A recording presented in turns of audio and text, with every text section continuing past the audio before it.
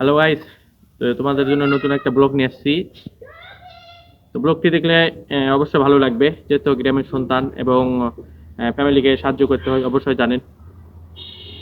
তো আজকে যেটা নিয়ে আসছি, নওগাঁ ধানের জন্য যেমন বিখ্যাত, চালের জন্য বিখ্যাত। তবে আজকে আপনাদের দেখাবো প্রথম থেকে শেষ পর্যন্ত চালের প্রসেস। আপনারা সঙ্গেই থাকবেন।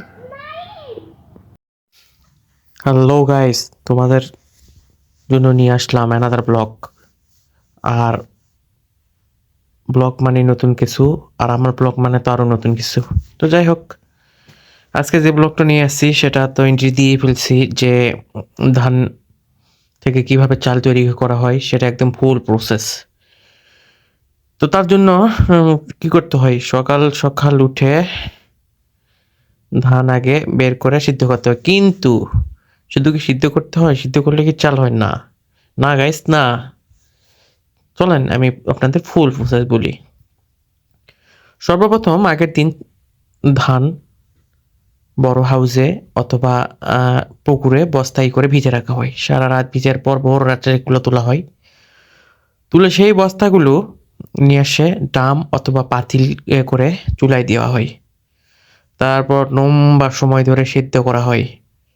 যখন বলক ওঠে, উপরে ভাপ বের হয়, তখন বোঝা যায় দিয়ে হ্যাঁ, এটা সিদ্ধ হয়েছে ভালো করে। একদম শুকনা ধান সিদ্ধ করে ভাত বের হওয়ার মতন অবস্থা করে নামানো হয়।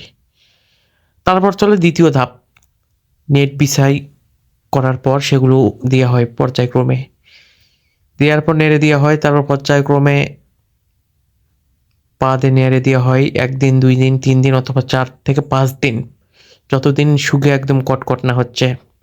এভাবে প্রসেস চলতেই থাকে, একদিন পর একদিন পর একদিন। তো ফাইনালি যখন একদম শুকে যায়, তখন ওইটা বস্তাবন্দি করা হয়। বস্তাবন্দি করে নিয়ে যাওয়া হয় একদম কলে। তো কলে যাওয়ার পর ওইটা কি করা হয়, সেটা ভাঙানো হয়। 2 বার করে ভাঙানো হয়। একবার প্রথমে ছোল ছাড়ানো হয়, দ্বিতীয়বার দিলে একদম রিফ্রেশ। তারপর এখন পরিষ্কার করার পালা। তো কলে থেকে আবার ব্যাক হয় বাসায়। বাসায় ব্যাক হওয়ার পরে বাসার মহিলারা অথবা কাজের কোনো মানুষ নিয়ে হয়, নিয়ে পর্যায়ক্রমে সেগুলো বস্তা থেকে বের করে চালের যে ময়লা গুঁড়ো থাকে সেগুলো বাছাই করা। যদিও ধান ভাঙানোর পরে গুঁড়া অলরেডি আলাদা হয়ে যায়, তারপরও ধানের সাথে চালের সাথে যদি কোনো ধান বা অথবা কোনো কিছু মিক্স থাকে সেটা বের করা হয়। এভাবে চলতেই থাকে একদম পরিষ্কার পরিচ্ছন্ন ফের চাল না পাওয়া পর্যন্ত। তারপর আস্তে আস্তে করে সব যখন একের পর এক করে ঝাড়া হয়, বাছা হয়, চালে কোনো পাথর দানা আছে কিনা, ভাঙা আছে কিনা, কাটচির আছে কিনা, কালো আছে কিনা, সব কিছু দেখা হয়। দেখার পরে যখন একদম ফুল ফ্রেশ হয়, তখন সেগুলো বস্তায় অথবা কোনো গামলায় অথবা কোনো জায়গায় পাত্রে রেখে সেটা বছরের মানে খাওয়ার জন্য সংরক্ষণ করা হয়।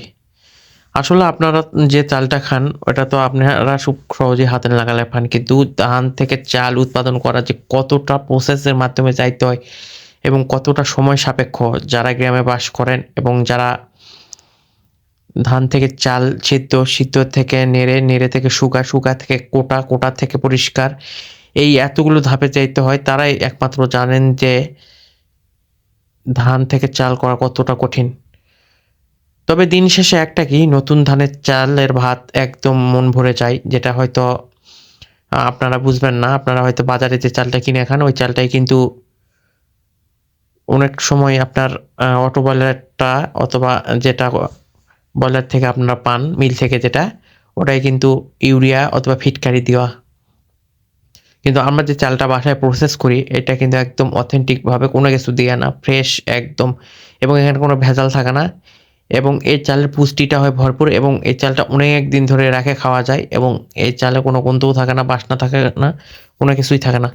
তো যাই হোক, আপনারা দেখলেন ধান থেকে চাল কিভাবে তৈরি একদম বের করা হয়।